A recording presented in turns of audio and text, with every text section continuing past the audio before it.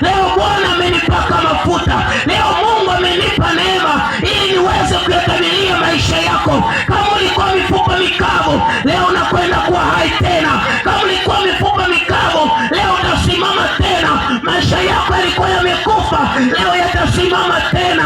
Ndoa yako ilikuwa imekufa, leo itasimama tena. Afya yako ilikuwa imekufa, leo itasimama tena kwa jina la Bwana.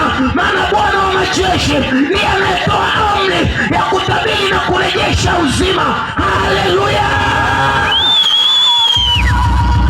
Kwa hiyo leo ninakutabiria jioni ya leo, maana Mungu amenipa kibali hiki. Mungu amenipaka mafuta kama vile Ezekieli alipopitishwa katika ule uwanda.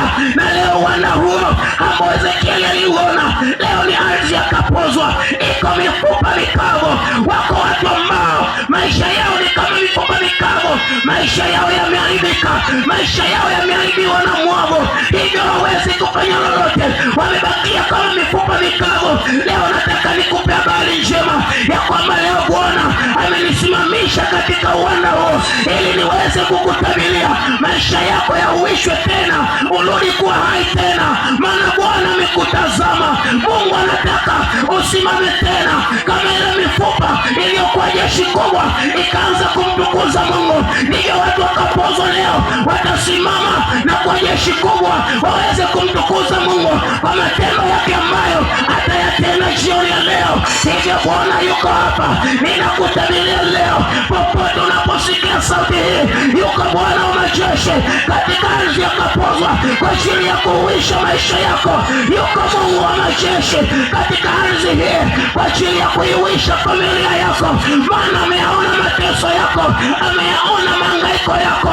Leo anataka kukurejesha, maana uhai wako uko mikononi mwake, uzima wako uko mikononi mwake. Anataka leo usimame tena, umtumikie Bwana. Usimame tena, utengeneze maisha yako. Usimame tena, utengeneze familia yako, maana yuko kwa ajili yako. Haleluya! Kama hivi leo ambavyo mtu anaona nafsini mwake kwamba hawezekani kupata uhai tena, hawezekani kupona ugonjwa wake, watoto wake hawezi kufunguliwa tena, kwa sababu ni miaka mingi wamekuwa na hali hiyo. Ametembea kwa waganga wa kienyeji, ametembea kwa manabii wengi, ametembea kwa watumishi wengi, lakini imeshindikana. Ametembea hospitali zote, lakini imeshindikana. Hivyo amekata tamaa, amejiona yeye hawezi kuwa salama tena. Leo neno la Bwana linakujia huyo mtu akapozwa ya kwamba yote yanawezekana kwake aminie. Na ukiamini leo, hiyo mifupa mikavu itasogeleana na Bwana ataiwekea pumzi, nayo itasimama tena. Hiyo familia yako Bwana atairudisha, hizo baraka zako Bwana atazirudisha, hiyo afya yako Bwana atairudisha. Maana yeye ndiye mwenye kurejesha, yeye ndiye mwenye kuhuisha, yeye ndiye mwenye kufufua. Maana tumemwona Bwana akitenda mambo makubwa kama hivyo leo ambavyo Bwana amepanga kukutendea leo mwanadamu. Leo Yesu anakuita, popote unaposikia sauti. Amemwambia Ezekieli, sikia sauti ya Bwana. Ewe mkazi wa Kapozwa, sikia sauti ya Mungu. Yupo kwa ajili yako leo, yupo kwa ajili yako leo. Anataka kukokoa, anataka kukurejesha kwa upendo wake, akuweke huru tena, akuondolee ukavu, akuondolee mauti, akuondolee kifo kinachofuatilia familia yako, auishe tena watoto wako waliokufa. Haleluya, haleluya! Lisikie neno la Bwana, lisikie neno la Bwana, lisikie neno la Bwana, na moyo wako ufunguke kwa jina lake Bwana Yesu. Moyo wako ufunguke, ulisikie neno la Bwana, na uwe tayari leo kufanya upya tena, uwe tayari leo kuwa hai tena. Yupo kwa ajili yako Yesu, yupo kwa ajili ya maisha yako.